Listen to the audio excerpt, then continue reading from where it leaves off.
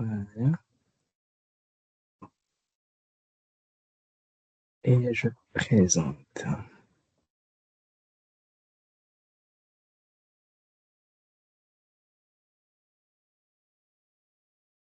Voilà.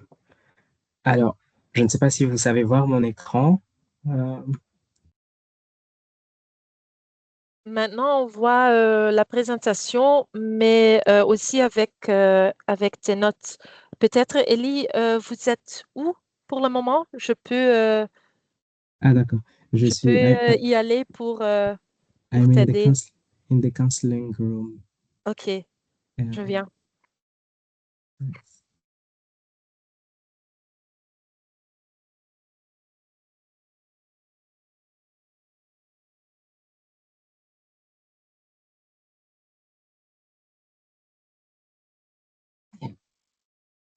nice. Ça, c'est mieux. Perfect. Yeah. Merci. Ah, c'est parfait. Merci. Ok. Voilà. Euh,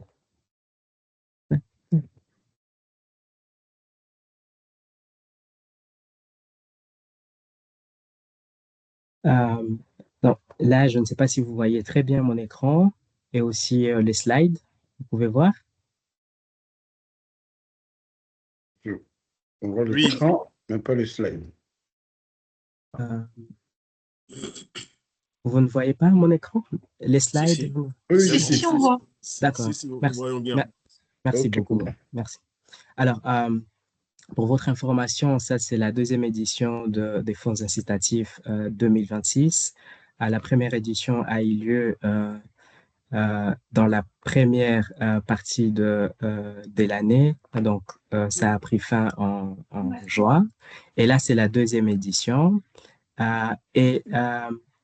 C'est dans le cadre du projet Connex. Le projet Connex, qui est un projet financé par FEDASIL. Donc, c'est un projet financé par FEDASIL et qui vise à contribuer au renforcement des capacités des migrants en situation de vulnérabilité ici en Belgique, afin qu'ils puissent prendre des décisions éclairées concernant leur avenir, en atteignant les migrants en situation de vulnérabilité, en leur fournissant des informations et en offrant des services, en particulier pour les migrants qui sont en situation de vulnérabilité et en dehors des cadres formels des réceptions. Ces projets visent à promouvoir la protection de leurs droits fondamentaux et à soutenir leur orientation vers un avenir durable, y compris le retour volontaire et la réintégration conformément aux missions de Connex. Donc, c'est ça les objectifs de ce projet euh, financé par FEDASIL. Alors, Connex en 2026, c'est beaucoup. Ça veut dire que l'année passée, enfin, dans la première partie de cette année 2026 et même l'année passée en 2025, Connex se résume en appel des initiatives donc périodiques. Cette année, il y en a eu jusqu'en juin. Les projets ont pris fin euh, en juin. En 2025, il y en a eu aussi. Et on organise des sessions d'information et des formations. On effectue des visites de partenaires et on échange des bonnes pratiques. Cela se fait par la rencontre avec les organisations qui travaillent dans le même optique d'aider les migrants en situation de vulnérabilité pour discuter des challenges auxquels on fait tous face et échanger, n'est-ce pas, des bonnes pratiques. Et ainsi, on explore des stratégies innovantes via des projets pilotes ici à Bruxelles. Alors, on effectue aussi de, de, de journées de partenaires de l'OIM sur la protection de migrants. C'est donc un projet qui est large et qui englobe toutes ces missions. Alors, pour cette édition 2026, les objectifs n'ont pas changé, c'est resté les mêmes. Et c'est donc soutenir les organisations de la société civile, les organisations dans lesquels on a confiance, notre organisation a confiance à la coopération avec les organisations de la société civile pour la mise en œuvre d'activités communautaires ici en Belgique pour améliorer les services des sensibilisations, d'information et de protection des migrants en situation de vulnérabilité. Pour cette session, cette édition, qui peut postuler? Alors, ici, vous allez voir si vous rentrez déjà dans les critères pour continuer, n'est-ce pas, cette réunion.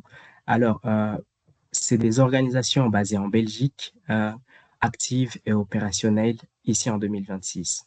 Donc, ça ne doit pas être une organisation en dehors de la Belgique. Euh, L'organisation doit être enregistrée et avoir une identité juridique auprès du gouvernement belge. Euh, Si vous n'êtes pas enregistré, l'organisation doit s'associer avec un partenaire pour la facturation. J'expliquerai un tout petit peu dans les détails ce point-là, mais aussi la mise en œuvre de l'activité doit s'effectuer entre le 1er septembre et le 30 novembre de cette année 2026. Donc, c'est déjà ça les conditions. Eric, je vois que vous avez, désolé, je n'ai pas vu, mais je vois que vous avez demandé la parole. Ah oui, oui, non, mais c'était juste pour savoir si on aura accès à la présentation Oui, oui. Alors, à la fin. oui, alors, il n'y a pas de souci. On pourra partager ça avec vous ultérieurement. Il n'y a pas de souci. D'accord, ça va. Merci. Ça va. Merci à vous. Hmm, Merci beaucoup. voilà. Euh, mais donc, ces missions, ces objectifs du projet Connex passent par 4 lots thématiques. Alors, voilà, voilà. Voilà. Non, j'ai oublié de dire que dans les conditions en espace d'admission, les organisations sélectionnées dans le passé peuvent aussi, sont toujours éligibles pour cette année, pour cette édition de deuxième partie de 2026. Donc, c'est aussi essentiel de mentionner cela. Donc, d'ailleurs, parmi vous, est-ce qu'il y a une organisation ou une personne qui a déjà postulé dans le passé? J'aurais dû commencer par ça.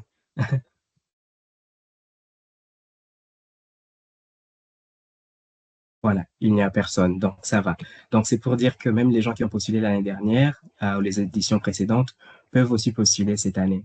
Mais non, nos missions passent par 4 lots de travail thématiques. Euh, pour bien souligner, vous n'êtes pas obligé de remplir les 4 lots thématiques, mais je vais quand même les partager avec vous. Alors, le premier lot thématique Excusez-moi, concerne... Oui, je, s'il vous plaît. je reviens vers vous parce que j'ai eu un souci au niveau comment on dit ça, de mon local ici par rapport à l'eau et donc c'est réglé et c'est le technicien qui est venu. Donc, je n'ai pas suivi la partie dont la question que vous avez posée. Je suis Oui, revenu. Oui, oui, voilà. Donc, j'étais en train de dire que pour les conditions d'éligibilité pour cette édition de la deuxième moitié de 2026, euh, pour postuler, il y a notamment 4 conditions auxquelles on doit répondre. Donc, notamment, l'organisation doit être basée ici en Belgique, oui, hein, active et opérationnelle en 2026. L'organisation doit être enregistrée et avoir un statut juridique auprès du gouvernement belge. Ça veut dire être ok, enregistré dans le moniteur belge, etc. oui, Euh, et si l'organisation n'est pas enregistrée ici en Belgique, elle doit s'associer avec un partenaire de facturation. Ça veut dire trouver une organisation sœur, n'est-ce pas, qui pourra jouer le rôle de facturation. Et la mise en œuvre de toutes les activités doit s'effectuer entre le 1er septembre et le 30 novembre. ok. Et voilà, et j'ai aussi ajouté que si vous aviez postulé l'année passée ou les éditions précédentes, vous êtes toujours éligible pour cette session. Ah, ok, Euh, c'est ça, de... Voilà, c'est ça. merci beaucoup. Donc, Merci bien. merci. Donc, nos missions passent par 4 lots thématiques. Et le premier lot thématique concerne la prise en contact euh, et diffusion d'informations sur les droits fondamentaux euh, et les différentes procédures et les services disponibles ici en Belgique. Alors, je vais m'expliquer. Ça veut dire que ces lots touchent à tout ce qui concerne la fourniture d'informations multilingue aux migrants en situation de vulnérabilité, la prise de contact et diffusion d'informations dans les lieux stratégiques, les points d'information sans rendez-vous, ça veut dire les permanences sur les services de protection existants ici en Belgique, la production et la diffusion d'informations fondées sur le droit concernant les services de protection existants de migrants en situation de vulnérabilité, la fourniture d'informations et la médiation culturelle sur les services de protection toujours en Belgique, et cela touche aussi sur le retour volontaire et d'autres approches innovantes. Ça veut dire que ça, c'est juste un aperçu, c'est des exemples des lignes qu'on propose, qu'on vous suggère, mais vous pouvez bien entendu innover en apportant d'autres pistes pour, n'est-ce pas, aider les migrants en situation de vulnérabilité qui cadrent avec ces premiers lots thématiques. Alors, je vais noter, je vais souligner que nous avons ajouté le retour volontaire. Je ne sais pas parmi vous s'il y a des gens qui savent ce que ça signifie le retour, l'assistance au retour volontaire selon les projets de migration comme dans l'OIM. Quelqu'un sait ce que ça veut dire?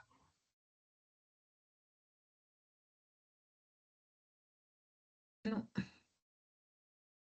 Ah, voilà. Le retour volontaire, c'est un processus qui vise à sensibiliser les migrants qui sont sans papier et de les encourager à faire un retour dans le pays d'origine.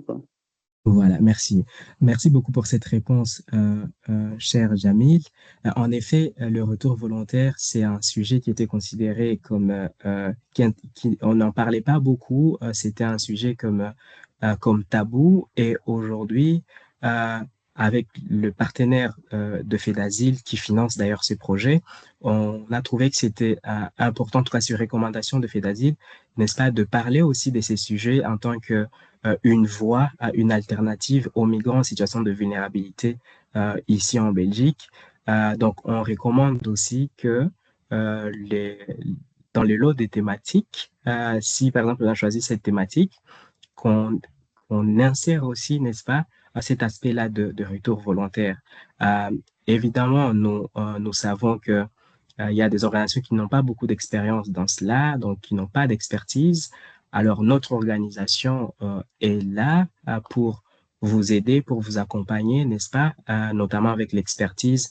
Ça veut dire qu'on peut, si besoin s'en fait, on peut mobiliser nos collègues d'ici de l'OIM pour venir, n'est-ce pas, vous parler de ces programmes-là de retour, d'assistance au retour volontaire. Donc ça, c'était le premier lot de thématiques. Le deuxième lot de thématiques, c'est la sensibilisation à travers les activités communautaires sur l'assistance et les services. Alors, les activités de sensibilisation à l'assistance aux services viennent compléter le lot qui vient d'être décrit précédemment. Les outils de sensibilisation, de communication existants et même d'autres acteurs ici en Belgique, c'est donc montrer aux migrants en situation de vulnérabilité, les guider en tout cas vers d'autres acteurs pouvant les aider, la sensibilisation. C'est aussi l'organisation des événements communautaires thématiques intégrant des moments d'information, des échanges, des témoignages de pairs, des stands d'information sur le droit et les services. Il y a aussi l'organisation d'événements ou de portes ouvertes ciblant, n'est-ce pas, les communautés en situation, les communautés spécifiques, mais ici nous parlons, les communautés spécifiques, c'est donc les migrants en situation de vulnérabilité. C'est vraiment ça notre cible dans le cadre de ce projet. Les activités de sensibilisation menées par des pairs, des sessions de témoignages pour partager des expériences vécues, à démystifier certains sujets, comme je disais tantôt, notamment le retour volontaire, l'exploitation du travail, la traite des êtres humains, la violence fondée sur le genre, etc. c'est aussi l'organisation des campagnes de sensibilisation ciblées pour déconstruire les fausses informations et se concentrer sur des informations correctes concernant les services de protection existants tels que le retour volontaire. Et encore une fois, nous savons que vous avez beaucoup de créativité, vous avez peut-être des idées innovantes. Vous pouvez toujours, n'est-ce pas, nous les suggérer dans ce lot. Donc, on n'est pas très fermé, on est ouvert aux idées d'innovation et vous pouvez toujours en rajouter, mais ça doit vraiment cadrer dans ce lot de sensibilisation à travers des activités communautaires. Alors, le troisième lot de travail thématique concerne le soutien juridique et administratif pour aider à naviguer, pour aider les migrants en situation de vulnérabilité à naviguer dans les situations administratives précaires et s'orienter vers un avenir durable. Pour essayer d'expliquer cela, même si c'est déjà clair, vous savez que la plupart des fois, les migrants ne sont pas informés, n'est-ce pas, de chemin à prendre.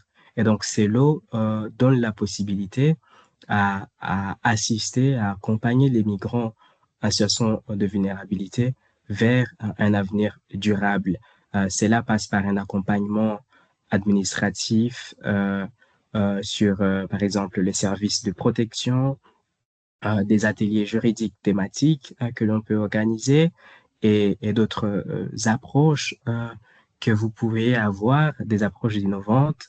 En tout cas, on est très, très ouvert à tout, mais ça doit être dans l'optique d'orienter les migrants vers des organisations spécialisées. Hein? Donc, s'il y a une question, vous n'hésitez pas à me poser. Hein?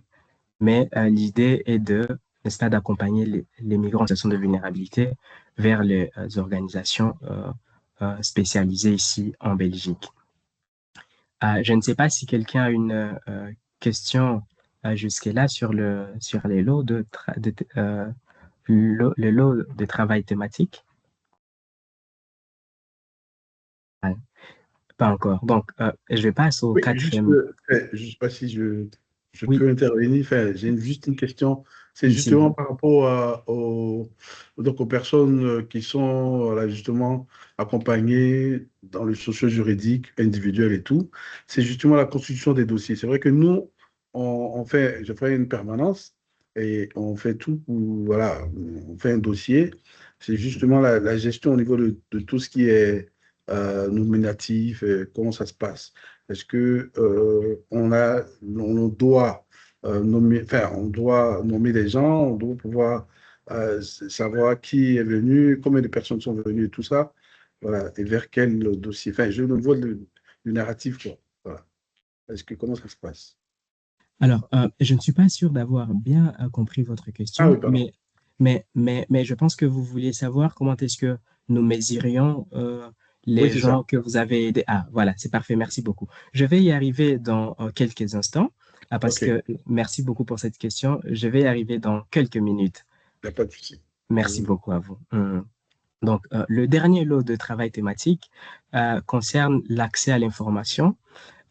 Cela vise à répondre aux lacunes en matière de capacités et aux vulnérabilités qui empêchent les migrants d'accéder aux informations. Nous le savons que les migrants, malheureusement, en situation de vulnérabilité, connaissent des problèmes, par exemple, d'alphabétisation, de formation numérique, de problèmes divers, mais nous voulions aussi intervenir sur cet aspect. Et donc, pour ça, nous encourageons les initiatives d'inclusion numérique, le cours d'alphabétisation ou des langues, développement d'outils multilingues permettant un meilleur accès à l'information, développement des ressources audio, vidéo à partir des ressources d'information existantes et d'autres approches innovantes. Encore une fois, nous savons que vous avez des approches innovantes et nous serions très contents n'est-ce pas, de recevoir vos suggestions. Alors, après avoir parlé de lots thématiques de travail sur lesquels on vous inviterait à travailler, on trouve que c'est aussi important de vous parler des activités qui ne sont pas éligibles dans le cadre de ces travaux, de ce projet. Alors, les activités de recherche ne sont pas comprises dans notre appel à projet. Les activités qui se déroulent en dehors de la Belgique ne sont pas prises en compte non plus. Les activités qui se concentrent uniquement sur l'offre de formation professionnelle aux migrants ne seront pas considérées non plus. Et les activités qui peuvent être perçues comme un double financement, je vais y revenir un peu plus tard pour expliquer le double financement, mais aussi les activités qui se déroulent après décembre 2026 ne seront pas prises en considération. Je ne sais pas si vous vous rappelez, mais j'ai dit que la période durant laquelle devraient se dérouler les activités, c'était entre septembre, hein, n'est-ce pas, n'est-ce pas, et avant décembre, donc 30 octobre, fin octobre. Donc, si c'est après décembre, ces activités ne seront pas prises en compte. Alors, les publics cibles. Alors, dans le cadre de ce projet, nous ciblons spécialement les migrants résidant en Belgique. Ça, c'est, je pense, c'est bien noté. Et donc, au moins 50% de la population ciblée doivent être de migrants en situation administrative précaire résidant en dehors de la structure d'accueil formelle en Belgique ou difficile à atteindre. C'est là qu'on prend les personnes sans titre de séjour, les demandeurs de protection internationale ou protection subsidiaire résidant en dehors de structures formelles d'accueil, des migrants en transit, des personnes disposant d'un titre de séjour temporaire, etc. Alors ici, on parle de migrants en transit, c'est vraiment au sens large, c'est des migrants qui ne sont pas certains que la Belgique soit leur destination finale dans leur parcours migratoire. Il y a aussi beaucoup de gens qui se posent la question de savoir si les détenus rentrent dans ces catégories visées. En effet, oui, et il y a plusieurs types de détenus. Un détenu en centre fermé, c'est considéré comme un migrant en situation, n'est-ce pas, de vulnérabilité. Ensuite, nous voyons qu'il y a des détenus résidant dans un centre fédéral fermé. Ça rentre aussi, n'est-ce pas, dans notre public cible. Alors, il faut que au moins 50% de votre cible, de votre public cible, contiennent les migrants en situation de vulnérabilité. Ça veut dire les migrants que je viens d'énumérer tantôt. S'il y a une question sur ces publics cibles, n'hésitez pas à me poser la question. Moi, j'ai une question. Oui, s'il vous plaît. Oui, pardon, c'est Agnès Brosséquel de la SBL Mentor Jeune. Est-ce que les MENA sont éligibles? Alors, tant que c'est une personne qui demande, n'est-ce pas, un titre, qui demande une protection internationale, n'est-ce pas, les menaces ça peut être aussi, n'est-ce pas, des mineurs qui sont en train de demander, par exemple, une protection internationale. Ça rentre vraiment dans le public cible. C'est aussi des MENA qui n'ont pas des titres de séjour, etc. Ça rentre aussi, n'est-ce pas, dans le public cible, évidemment. D'accord, merci. Merci beaucoup. Eric, vous avez une question? Oui, je voulais savoir par rapport au nombre minimum de migrants souhaités atteindre. Très bien, merci. Très bonne question. Ça rejoint la question posée par notre ami précédemment. Je vais y répondre encore dans 2 minutes. En fait, on va trouver la réponse dans un slide pour les 2 questions. Merci beaucoup pour ça. Merci. Donc, pour cette année, les budgets disponibles est de 16 000 € et votre projet, en tout cas votre initiative, peut être soutenue jusqu'à 4 000 €. Encore une fois, c'est donc le budget financé par FEDASIL.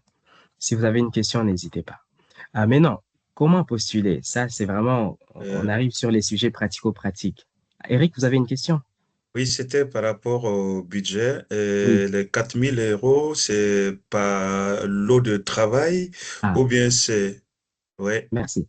Merci pour cette question. Alors, les 4 000 €, c'est le budget total qu'on peut donner Attends, il y a une autre question. C'est le budget total qu'on peut financer pour un projet entier. Alors, ton projet peut être constitué d'un seul lot de travail ou plusieurs, mais le budget maximum que l'on puisse allouer pour un projet sera de 4 000 euros.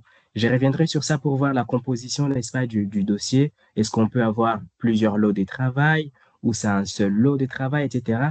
Ce sera à vous de choisir, mais je vais y arriver dans peu. Ça va? Oui, ça va, merci. Merci. Alors, il y a une autre question, s'il vous plaît. Oui, je voulais demander, dans le cadre de cette initiative, est-ce qu'il y aurait moyen de travailler avec des structures d'accueil formel en matière de demande d'asile telles que la Croix-Rouge? Ok, c'est très bien ça. Alors, vous pouvez collaborer avec des partenaires n'est-ce pas, qui aident les migrants dans les centres, enfin, dans les structures d'accueil formelles. Tout à fait, vous pouvez faire ça. Mais vous, votre public cible, n'échange pas. Votre public cible reste les migrants en situation de vulnérabilité, n'est-ce pas, en dehors des cadres formels d'accueil. Vous voyez. Maintenant, si vous collaborez, si vous collaborez avec des organisations diverses, il n'y a pas de souci avec ça. D'ailleurs, il y a une rubrique où on vous demande avec quelle organisation vous travaillez et vous pouvez tout à fait mentionner Caritas et d'autres, n'est-ce pas, si vous collaborez avec elles, effectivement. J'ai répondu à votre question. J'ai peut-être juste une question à rapport de votre collaboration avec le Croix-Rouge parce que le public cible, ce sont des migrants qui sont dehors de, de la réception formelle. Et donc, normalement, les migrants qui sont dans les centres de la Croix-Rouge sont des migrants qui ne sont pas dehors de la structure formelle parce que les centres de Croix-Rouge sont considérés comme la réception formelle. Donc, pour moi, ça dépendra de du type de collaboration avec le Croix-Rouge. S'il y a des sessions d'information dans les centres de Croix-Rouge, je crains qu'il y aura des problèmes en termes d'éligibilité parce que ça vise à informer des migrants qui sont dans les centres formels. Donc, oui, il y a... Pour moi, ça dépend. Donc, si je comprends bien, Caritas prend en charge les migrants qui sont dans le cadre formel, je pense, des réceptions, tandis que nous, ce qu'on vise, c'est des migrants qui sont en dehors de ces cadres formels-là. Donc, en tout cas, ça dépendra du coup, merci d'avoir souligné cela, ok? Ça dépendra en tout cas de si votre public cible est en dehors ou dans les cadres formels des réceptions. Donc ça, c'est une chose à laquelle il faudra faire attention parce que nous, on ne vise pas en tout cas les migrants qui sont dans les cadres formels des réceptions, mais plutôt en dehors de cadres des réceptions. Merci beaucoup pour cette précision, Anke. Et peut-être aussi concernant la question d'Agnès, moi je vais répondre à votre email aujourd'hui parce que pour moi ça dépend aussi. Oui, il y a des MENA qui n'ont pas déjà reçu une réponse positive, mais il y a aussi des MENA qui ont reçu la recognition. Et donc, ce groupe-ci ne fait pas partie de notre groupe cible et ça dépend aussi des types d'activités. Par exemple, le parrainage. Non, c'est pas éligible, ça. OK. Non, oui. Non, mais en fait, les MENA, donc nos MENA, on les met dans des familles d'accueil. mais on ne peut les mettre dans des familles d'accueil que si ils sont au préalable dans des centres, en fait. Fait d'asile, Ok. Croix-Rouge ou autre. Du coup, est-ce que ça les sort pas de l'éligibilité? Ok. Ça, Oui. du coup, ça les rend inéligibles, je pense. Ou pas? Non?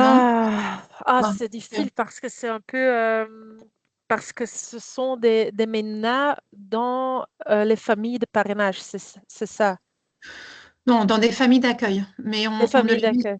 Oui, mais peut-être vous pourrez répondre à mon email parce que je vais pas, on Ouais, va peut-être ok. pas Oui, monopoliser l'attention.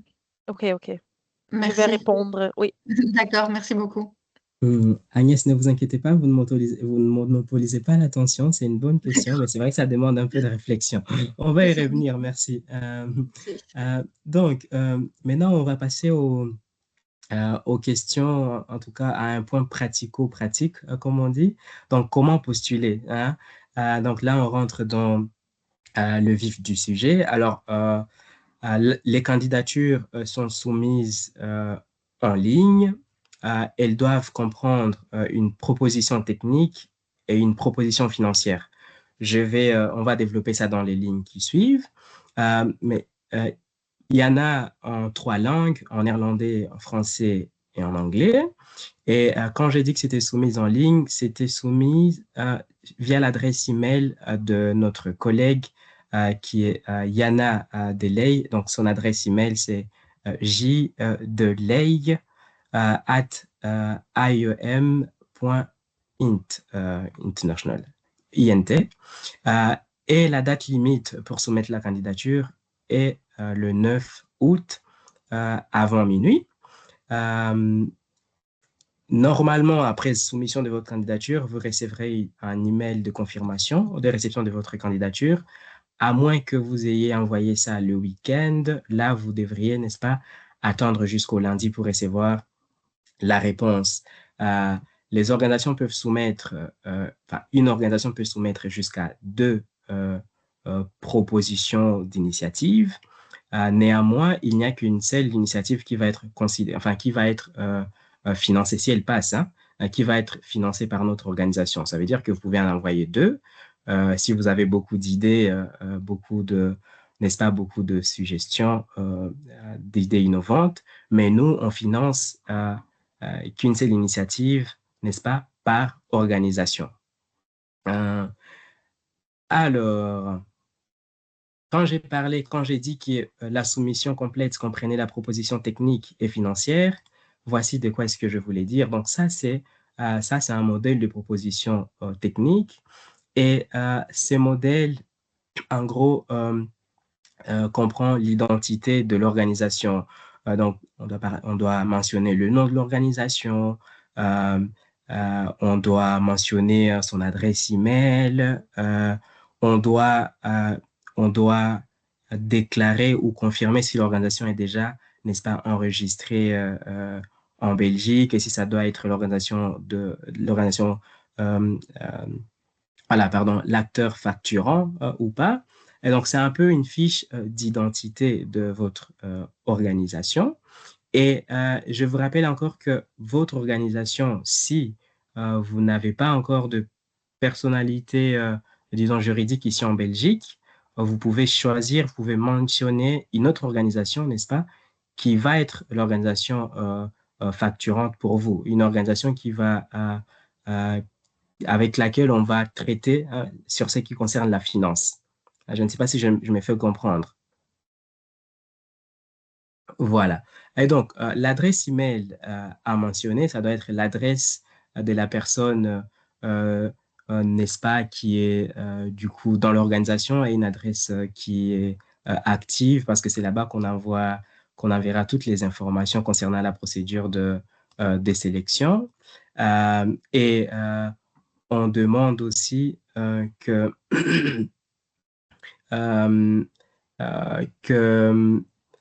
je pense que c'est tout. Non, sur ça, je pense que c'est tout. Je vais pas. Voilà, non, je pense c'était tout sur cette slide. Et la deuxième partie de la fiche technique comprend les activités, n'est-ce pas, que vous allez faire, que vous allez effectuer. Ça veut dire il y a les lieux ou la région dans laquelle vos activités vont prendre place. Ça peut être à Bruxelles, en Wallonie, en Flandre. Je pense qu'on a oublié la région germanophone aussi, ça peut être là-bas, ou sur le plan national, partout en Belgique. Donc, il faut mentionner cela.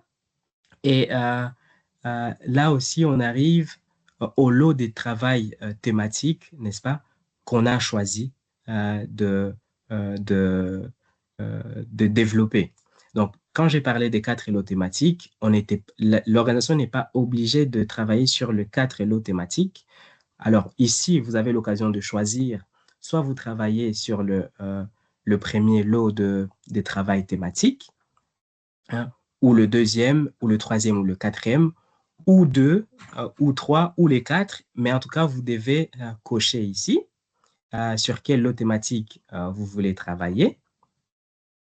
Et peut-être important de vous dire que dans notre processus de sélection, nous tenons en compte les régions, n'est-ce pas, d'implantation de projets. Ça veut dire que si tous les projets qu'on reçoit sur toutes les candidatures, les projets vont avoir lieu en Wallonie, qu'en Wallonie et pas en Flandre, par exemple, pas à Bruxelles, etc., juste en Wallonie, ben, on va se dire, on va pas, n'est-ce pas, financer tous les projets qui se retrouvent dans un même endroit. Pourtant, on aimerait avoir un peu plus de diversité pour aider, hein, n'est-ce pas, essayer de toucher le plus grand nombre de personnes.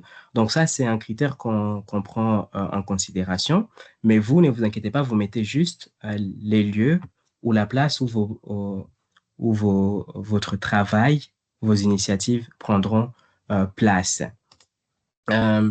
Ici, donc, quand on parle de lot thématique, c'est vraiment nous dire quelles activités vous avez choisies et vous spécifier aussi les objectifs des initiatives que vous avez choisies.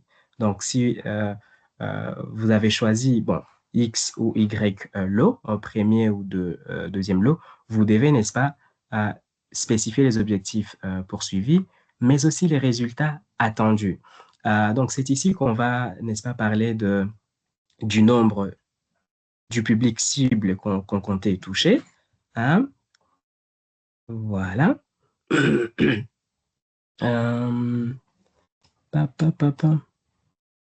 Voilà.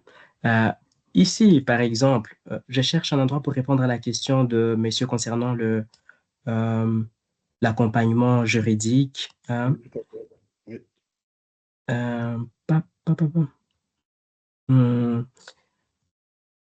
Je vais y arriver. Donc, la slide n'est pas, je n'y suis pas encore, à mon avis. Mais dans les objectifs poursuivis, à un moment donné, vous allez spécifier, n'est-ce pas? Ah, c'est ça, en fait. Le nombre de migrants informés sur le droit ou les outils de protection internationale, les protections et des services ici en Belgique. Vous devez spécifier ça. Alors, c'est un nombre, ça ne doit pas être un nombre exact. Aujourd'hui, par exemple, si vous n'êtes pas encore sûr du nombre, vous pouvez aussi dire je ne suis pas sûr, mais on vous demande, en tout cas, on vous conseille d'avoir une idée plus ou moins claire du nombre de personnes que vous comptez toucher à travers votre initiative. Hein? Et ça, c'est, par exemple, voilà, c'est un nombre estimé, hein, ça ne doit pas être très exact parce que le nombre exact, ça arrive à la fin, quand on fait l'évaluation, mais au moins, on veut avoir une idée de si vous comptez toucher toute la Belgique entière, hein, donc 11 millions d'habitants, ou bien c'est juste, n'est-ce pas, les membres de la famille. Donc ça, on trouve que c'est important, n'est-ce pas, d'avoir juste une idée pour nous dans le cadre d'évaluation. Et ici, on explique... ah non, c'est la même chose. En fait, pour chaque lot que vous avez choisi, je vais encore souligner cela, vous n'êtes pas obligé de choisir tous les lots, tous les 4 lots. Si votre initiative tourne autour d'un seul lot, vous choisissez un seul lot et vous le développez. Si votre initiative touche les 4 lots, vous cochez les 4 lots et encore une fois, vous mettez les activités que vous comptez, n'est-ce pas, mettre en place, hein, les objectifs, hein, n'est-ce pas, de ces activités, comment vous, n'est-ce pas, quel est les résultats qui est attendu de ces activités à travers les lots que vous avez choisis. Mais on ne vous oblige pas, je souligne ça une dernière fois, on ne vous demande pas de travailler sur les 4 lots pour que vous soyez retenu ou pour que votre dossier soit retenu. Pas du tout. D'ailleurs, pour bien dire les choses, on préfère un projet qui soit réaliste. Je pense que c'est mieux. Donc, rappelez-vous, n'est-ce pas, de la période d'implémentation du projet. C'est donc à partir de septembre jusqu'au plus tard décembre. Vous voyez, c'est 3 mois. Et si dans 3 mois, vous voulez, n'est-ce pas, vous donner les informations essentielles à toute la population belge de 11 millions d'habitants, je trouve que c'est un peu beaucoup. Voilà, Eric, vous avez une question, vous pouvez, s'il vous plaît?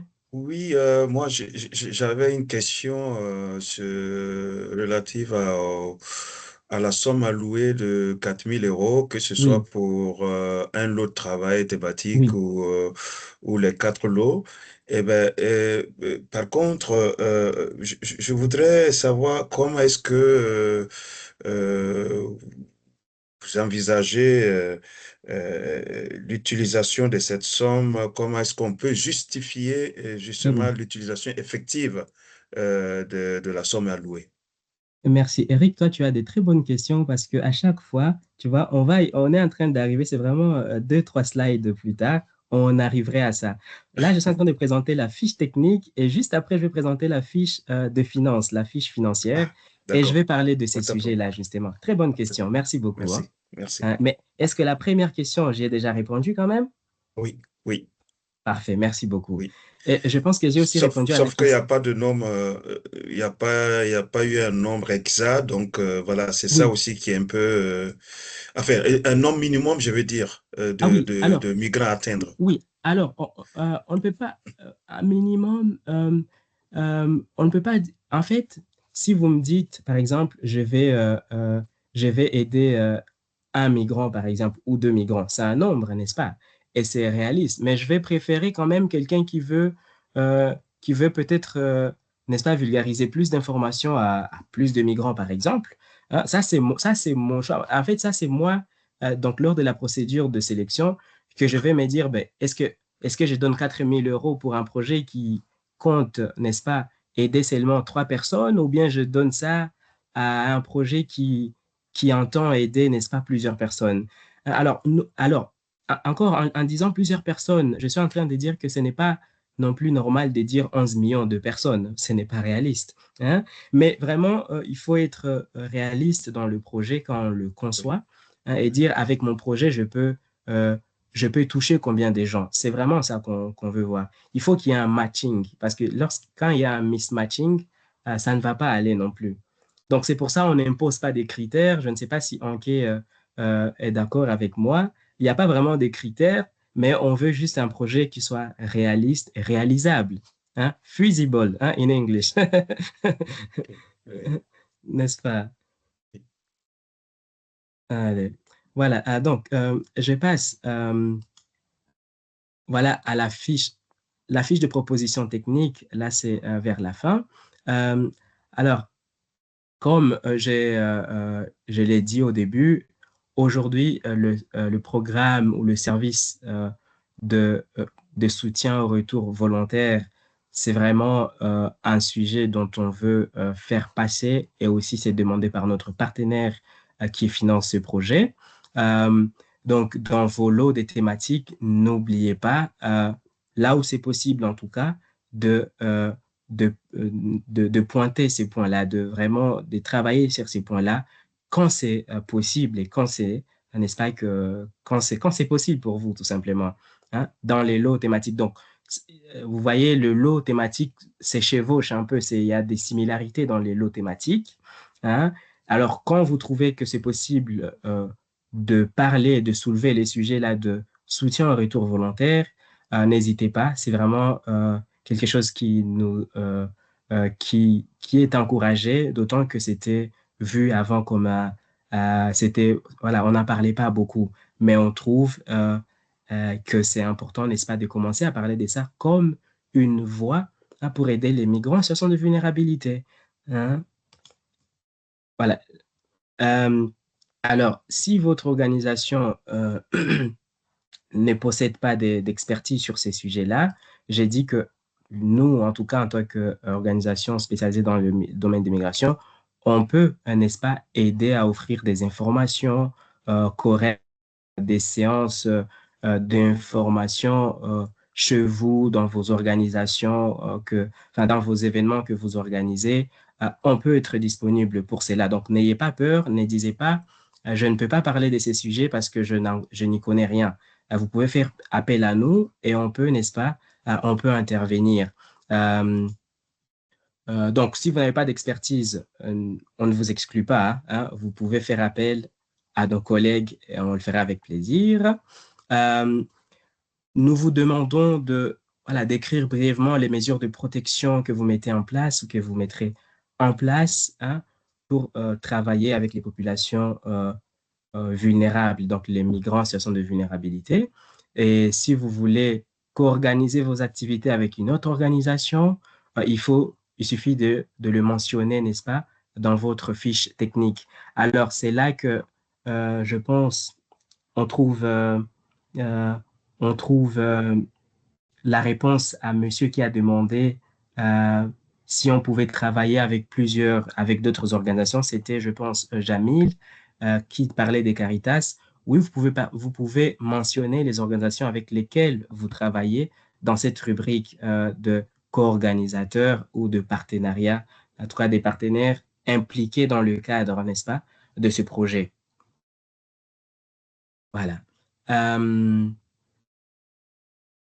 Alors, ici, toujours un petit rappel, les publics cibles, c'est 50% minimum de migrants en situation de vulnérabilité en dehors du cadre formel d'accueil.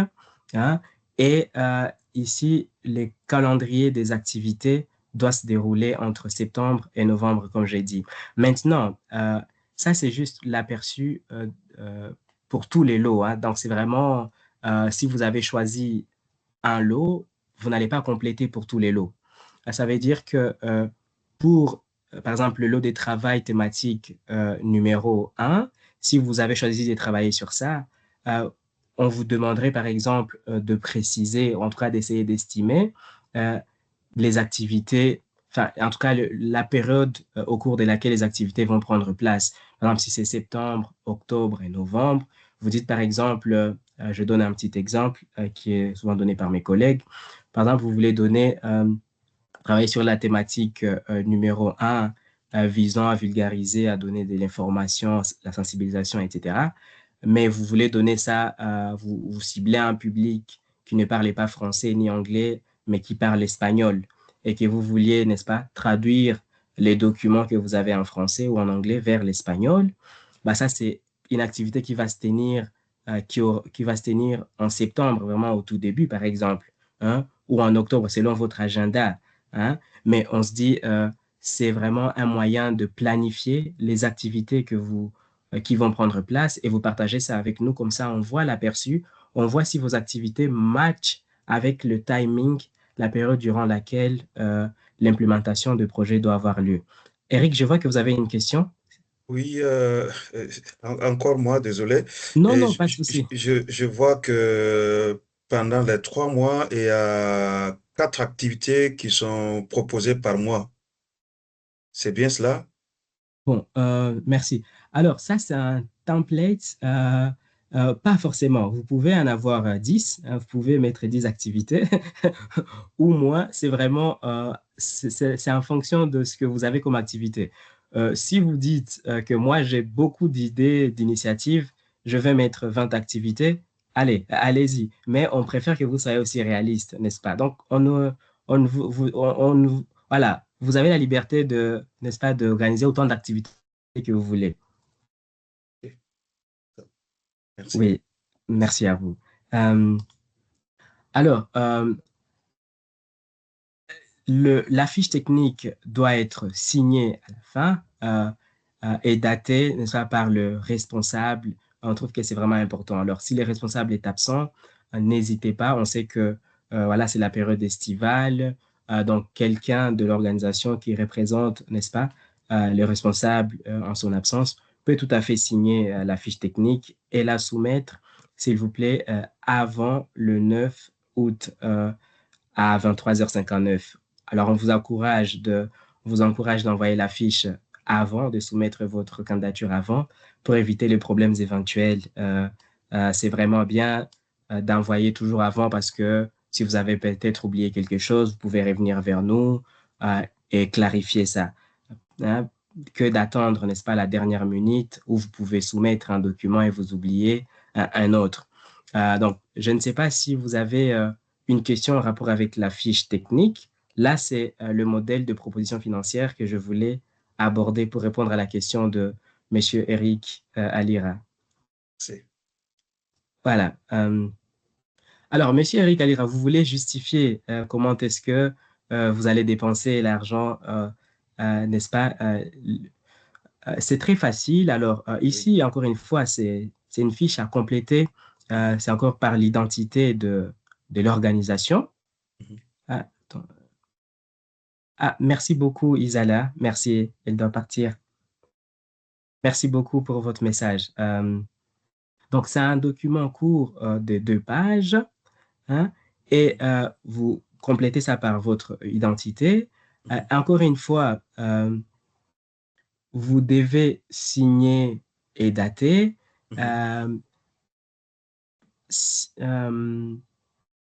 Attendez un tout petit peu, je pense qu'il y a quelque chose d'important que je viens d'oublier. Ah non, c'est l'identité de l'organisation, voilà. Ici, pour les activités que vous avez énumérées lors de, n'est-ce pas, quand vous complétiez les lots thématiques sur lesquels vous allez travailler, ici dans la fiche financière, vous reprenez encore une fois les activités que vous avez énumérées, hein, et vous estimez encore la date des livraisons finales de ces activités-là, donc à quel moment les activités auront déjà pris place, et aussi le coût associé à chaque activité.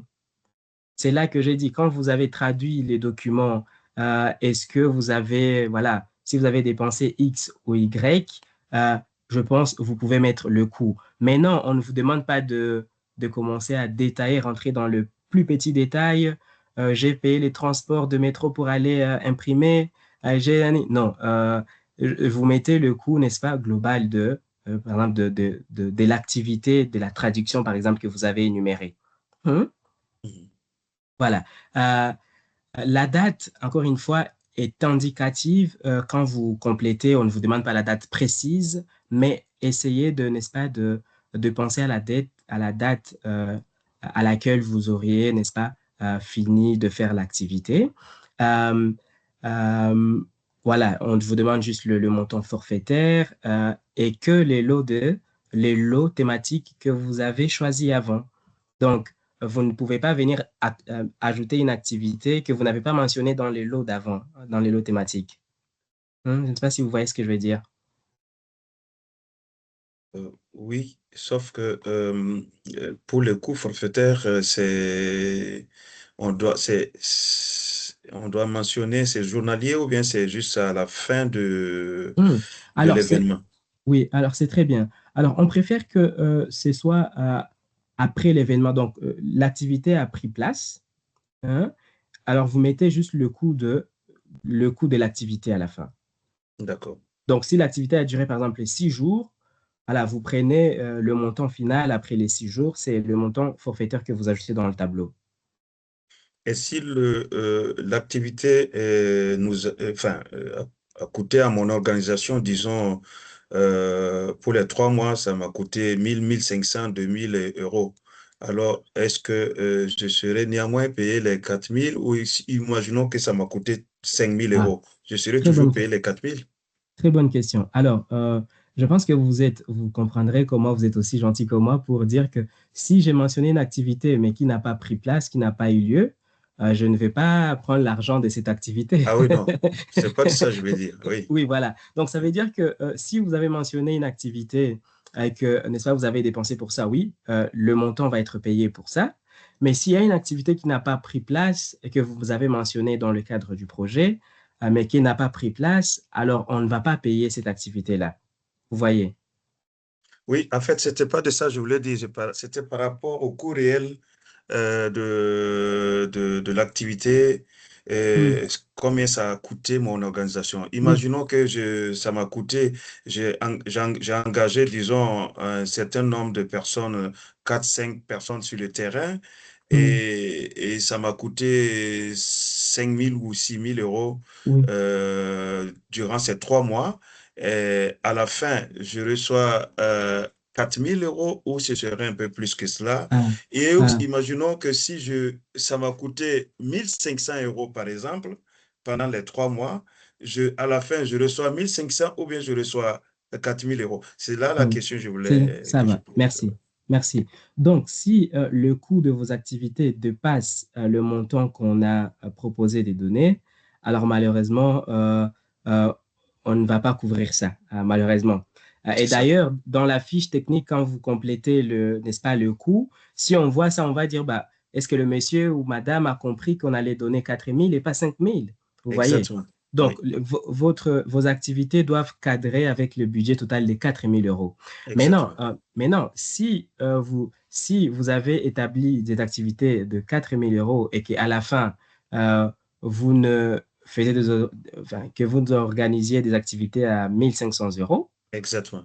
alors c'est là que j'ai dit, enfin, je pense que vous êtes aussi gentil que moi pour dire que je ne vais pas prendre l'argent pour des activités qui n'ont pas pris Ah oui. place. Et OK. donc là, je pense qu'on va, n'est-ce pas, on ne peut pas payer voilà, pour des activités qui n'ont pas pris place Absolument. et je pense que vous comprendrez aussi avec nous. Absolument. Oui, voilà, merci beaucoup pour ça. Oui. Merci. Mais Euh, aussi, oui, pour moi, ben pour les 1 500 €, par exemple, ben, premièrement, je voudrais dire que c'est mieux de séparer les activités. Par exemple, vous pouvez dire activité 1, c'est la permanence durant le mois de septembre, c'est 1 000 €. La permanence durant le mois d'octobre, c'est 1 500 € par Oui. exemple. Comme ça, Oui. c'est un peu, Oui. Équilibré. oui, et c'est plus facile s'il y a des activités qui ne pas aura lieu, lieu. parce que comme ça, on peut, c'est plus facile pour nous de payer les activités qui auront lieu. Oui. Donc ça, et je pense que c'est aussi très important ben, imagine, vous avez une activité, par exemple, un événement pour 100 personnes, et vous avez budgété euh, un catering pour 100 personnes, une locale pour 100 personnes, et à la fin, il y a seulement, je sais pas, 50 personnes, et donc vous n'avez pas besoin de catering et une locale pour 100 personnes. Donc, il n'y- vous n'avez pas besoin de 3 000 €, mais 1 500 € parce que c'est un montant lump sum. Donc, euh, nous ne vérifierions pas euh, les coûts spécifiques. Donc, vous pouvez l'utiliser comme overhead, vous pouvez l'utiliser comme salarié pour le laptop, pour votre local, pour votre... Donc, ce que je veux dire, parce que c'est très difficile d'expliquer en français, mais Non, euh, je comprends très bien, en fait, franchement. Je parce comprends. qu'il y a des Ouais. organisations qui sont très gentilles et qui disent, Oui. ah, mais OK, cette activité, ah, on a prévu 2000, mais on a eu besoin de seulement 1 000 €. Mais demander les 1500 euros parce que on ne va pas vérifier les coûts individuels. On va justement vérifier, OK, il y avait un événement, oui, non.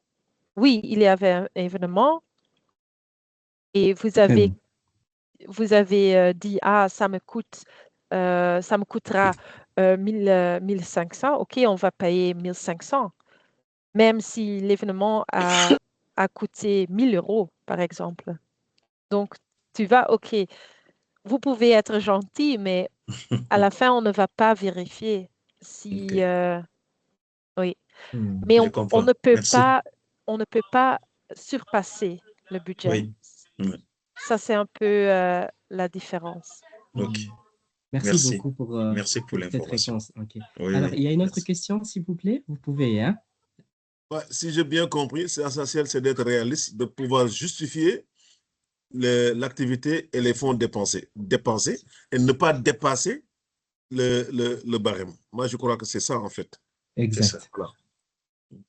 En tout cas, si on avait été dans une classe des étudiants, on aurait tous des 10 sur 10, hein? On comprend très bien. Merci. Et donc, pour l'autre slide, encore une fois, c'est donc le calendrier de paiement. Donc, c'est une seule facture finale. Si l'une activité ou l'autre n'a pas eu lieu, voilà, en cas comme elle a dit, vous pouvez toujours être payé pour les activités qui ont été réalisées en justifiant, bien entendu. Eric, vous avez toujours une question? Oui. Oui, franchement, désolé encore, mais Non, pas voilà. de souci. Et pour les activités, est-ce qu'on peut les diversifier dans les différentes régions? Par exemple, au mois de septembre, j'organise ici à Bruxelles. Au mois d'octobre, je vais en Flandre et ensuite à Wallonie pour novembre. Mais ça rentre dans le cadre de l'activité ou du lot de travail choisi. C'est possible comme ça? Tout à fait, tout à fait. D'ailleurs, c'est une très bonne observation. Alors, quand on a mis les régions, on ne voulait pas vous dire, tu ne sors pas de cette région, tu fais juste ici. Non, en tout cas, si tu peux faire dans plusieurs régions, c'est une bonne chose. Mais il faut juste, n'est-ce pas, il faut ajouter cela, donc bien identifier les régions et aussi toujours en restant, n'est-ce pas, réaliste dans le budget et dans le temps qui nous est imparti. Merci beaucoup pour cette question. Merci. Voilà. Alors là, on arrive au slide peut-être un peu, oui, enfin, toujours intéressant. Donc, c'est vous parler un peu de la procédure de sélection. Comme vous le savez, les projets vont être analysés par une équipe de l'OIM et aussi notre partenaire de FEDASIL. Donc, ça va faire 3 membres de 2 organisations différentes et on tiendra compte de la pertinence des activités que vous avez proposées, en tout cas de vos initiatives, qui a la pondération de 30,2%. On va aussi voir l'inclusion du public cible pour voir si, n'est-ce pas, notre public a été atteint, le public recherché. L'expertise et l'expérience de l'organisation qui a aussi une pondération de 30 points. Donc, on voit que l'organisation a démontré une compréhension, n'est-ce pas, approfondie du travail thématique qu'elle va effectuer. Ça, on veut vraiment bien analyser cela. Et l'intégration aussi des informations relatives au retour volontaire dans les activités. Je vous ai dit que c'était aussi un sujet important. Et si vous n'avez pas d'expertise sur ces sujets-là, ne vous éliminez pas encore parce qu'on peut vous aider. On est là pour vous aider en cas de besoin. Vous pouvez faire appel à nous. Ça compte aussi sur 10,2%. Et la faisabilité du calendrier d'exécution. Donc, il faut être réaliste. 11 millions de population, c'est une très bonne chose. Mais est-ce qu'on va faire ça en 3 mois? Point d'interrogation. Et puis, à la fin, on va aussi analyser le rapport coût-efficacité. Et c'est là qu'on prendra en compte, n'est-ce pas, une personne qui a dit qu'elle allait atteindre 3 personnes avec 4 000 €, est-ce que c'est vraiment, enfin, on trouve s'il y a un mismatching, c'est là qu'on va analyser maintenant. Mais vous pouvez tout à fait mentionner que vous allez toucher 3 personnes seulement. Hein? Maintenant, nous, quand on va évaluer, c'est là qu'on va se dire est-ce que c'est vraiment réaliste ou pas. Mais si vous avez des questions sur ça, n'hésitez pas à poser, mais c'est un peu, hein, c'est là. Alors, je souligne que il y aura une liste de réserves après avoir publié les résultats le 25 août 2026. Il y aura quelques projets qui seront sur la liste des réserves. En cas de problème, si une organisation a postulé, mais qu'à la fin, elle n'est plus disponible, ou après vérification, elle n'est plus, on comprend que l'organisation n'a pas, par exemple, n'est pas enregistrée, n'a pas des statuts juridiques en Belgique. Alors là, on peut, n'est-ce pas, réclasser l'organisation pour, n'est-ce pas, appeler l'organisation qui est sur la liste des réserves. Et le score minimum d'éligibilité est d'atteindre au moins le 60%. Hein, et c'est analysé dans un cadre transparent et équitable. En tout cas, voilà, on vous fait confiance et vous savez aussi, enfin, vous nous faites confiance aussi. Et c'est vraiment ça qu'on aime, la transparence et l'équitabilité. On dit l'équitabilité? Oui, l'équitabilité. Hein? Si vous avez une question avec ça, n'hésitez pas à me poser, mais c'est vraiment ça. Donc, les résultats vont être publiés le 25 août. N'hésitez pas à envoyer votre application avant le dimanche 9 à minuit, 9 août à minuit. Et tout cela sera fait dans le cadre de transparence et dans le cadre le plus équitable possible. Finalement, la trajectoire, pour résumer un peu le parcours de ces programmes de sélection. Donc, jusqu'au 9 août, on sera en train de faire le processus de candidature. On va commencer à recevoir les candidatures. Le processus de sélection, les réponses vont être envoyées le 25 août 2026. La mise en œuvre de projet prend place à partir du 1er septembre jusqu'au 30 novembre. Ça ne peut pas aller au-delà, en tout cas. Et la vérification, les paiements aussi, la vérification et les paiements.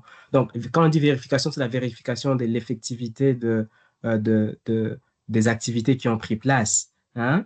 Et le paiement, c'est à partir n'est-ce pas, non, pas à partir du 1er décembre. En fait, oui, c'est à partir du 1er décembre, tout à fait. En effet, nous devons faire un rapport, nous aussi, à notre partenaire qui nous a financé, FEDASIL. Et pour ça, nous avons besoin d'avoir un peu de temps pour faire le monitoring, voir si les activités ont effectivement pris place.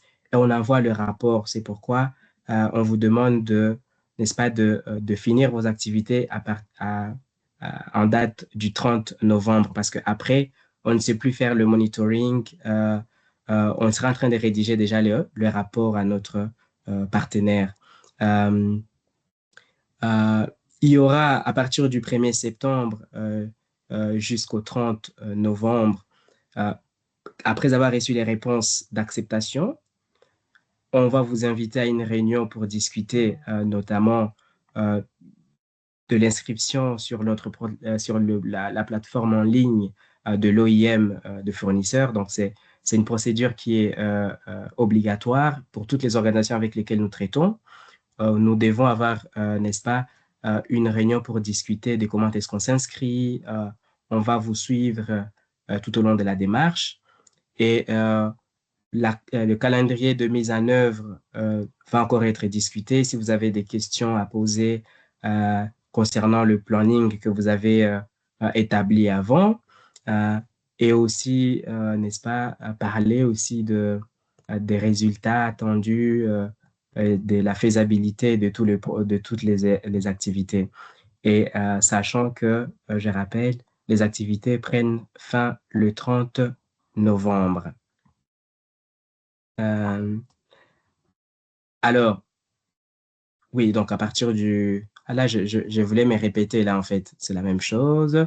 On va quand on fait le monitoring, pour regarder les activités qui ont pris place, comment est-ce qu'on peut vérifier l'effectivité des activités? Alors, si vous avez, par exemple, organisé un événement, vous avez invité des gens, on veut, par exemple, voir la liste de présence de personnes. La plupart des fois, c'est une liste qui est signée à l'entrée de l'événement. Hein. C'est des choses que vous pouvez nous envoyer, par exemple. La liste de participants. On n'a pas besoin de voir les factures, si vous avez acheté les jus, les paprikas et tout. On n'a pas besoin de voir cela. Hein? Euh, mais la justification minimum des résultats, notamment, montrer que les activités ont eu lieu. Si vous avez publié quelque chose après l'événement, voilà, on peut regarder, on peut jeter un coup d'œil. Par exemple, sur Internet, aujourd'hui, le monde est très petit. Hein? On peut voir cela et ça doit s'effectuer jusqu'au 30, au 30 novembre. Et alors, en 2025, ça c'est juste l'overview, l'aperçu des projets qu'on a financés. Donc, il y avait plusieurs projets et même, on n'a pas ajouté d'autres projets récemment. Donc, de la première période, hein. Il y avait aussi 7 organisations qui ont reçu l'accompagnement de notre projet de Connex, Incentive Funds. Mais voilà, c'est chaque année et on espère que ça va encore se faire l'année prochaine, mais on vous tiendra au courant à chaque fois. Si vous avez des questions et des réponses, je m'excuse parce que j'ai été trop long, mais si vous avez des questions et des réponses, n'hésitez pas en tout cas n'est-ce pas, à me poser, soit dans le chat. Et si Anké a des choses à ajouter, vous pouvez toujours ajouter, s'il vous plaît. Il n'y a pas des éléments de ma part. Mais s'il y a Merci. des questions, n'hésitez pas. Juste pour rappel, vous pouvez retrouver toutes les informations, par exemple les fiches techniques, fiches de finances et, et tout ce dont vous avez besoin, les fiches, les contacts, les questions posées sur Internet très, très facilement. Donc, c'est en tapant Incentive Funds OIM Belgique. Vous allez trouver toutes les informations, n'est-ce pas, utiles. En tout cas, merci beaucoup. C'était vraiment très utile cette session. Merci, c'était clair. Merci à vous. Merci. Oui. Merci à vous. Alors, Merci beaucoup. merci à vous. Merci. Merci aussi. Hein. On a eu les informations qu'on voulait. Et Oui. donc, voilà, on est candidat pour cette fois-ci. Voilà, c'était juste pour venir. Merci pour la belle présentation. Absolument. Merci. Merci Merci à vous. beaucoup. Merci à vous. Et nous vous attendons le slide. Merci beaucoup. Merci à vous. Oui. Merci C'était Anké, merci Elie et Merci. à très vite alors.